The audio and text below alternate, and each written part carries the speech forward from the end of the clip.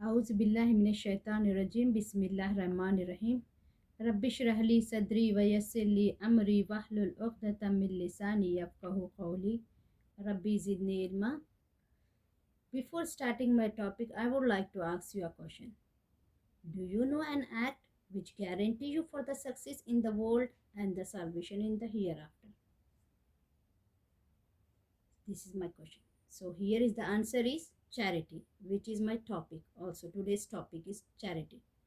So let's see what is charity and its importance according to Quran and Sunnah. What are the hurdles which come in between and advantages of giving charity, and at the end we'll conclude. Let's see one by one. First, let's see what is a charity. Charity can be defined as giving or doing something for the sake of Allah subhanahu wa ta'ala. It can be done by giving zakah or by giving sadaqah. There are so many hadiths and Quranic verses which encourage us to do charity. In Quran, Allah subhanahu wa ta'ala says that wa aqimus salata wa atuz zakata. Establish prayer and give zakah. And Prophet sallallahu alaihi wasallam said, everyone should give in charity dinar, dirham, cloth, date, wheat, etc. He went on till he urges, give even if it is a stone of a date. According to another hadith, it says that show mercy to the people on the earth so that Allah will have mercy on you in the heaven.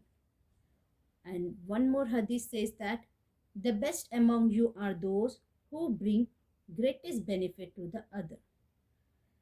Now let's see what are the hurdles come in between.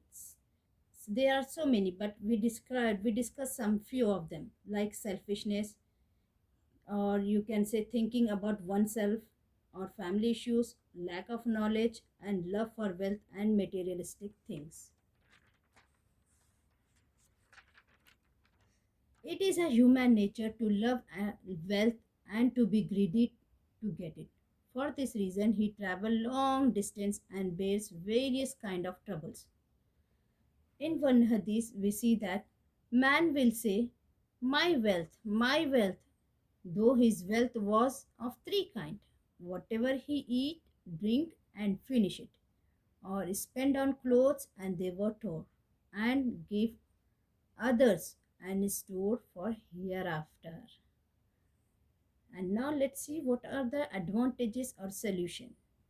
Islam has very clearly stated that man can be successful in achieving the reward in this world and the next world. He removed the motivation of narrow-mindedness, selfishness, and nourishes charity and generosity.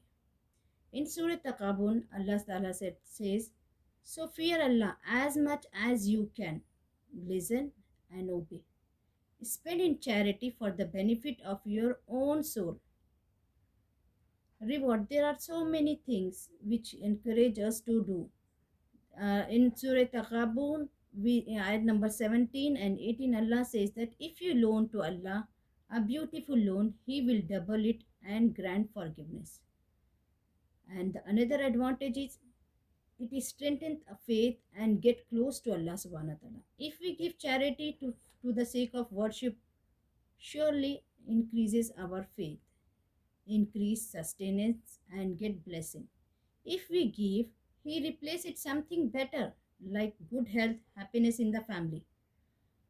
And one more thing, gratitude. By giving charity, we thanks Allah subhanahu wa ta'ala for all the blessings He bestow on us.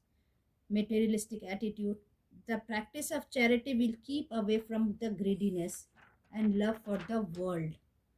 And moreover, there are so many psychological comforts. It gives us happiness, joy of giving, self satisfaction, and make your heart soft. Now I will conclude my topic by saying that we belongs to Allah and all the possession we had belongs to Allah, and every soul has to return to Allah subhanahu wa ta'ala. So spend your wealth, time, abilities, or whatever blessings you have in His way. As in Surah Al Imran, ayat 92, Allah says, you will not attain the piety until you spend of what which you love.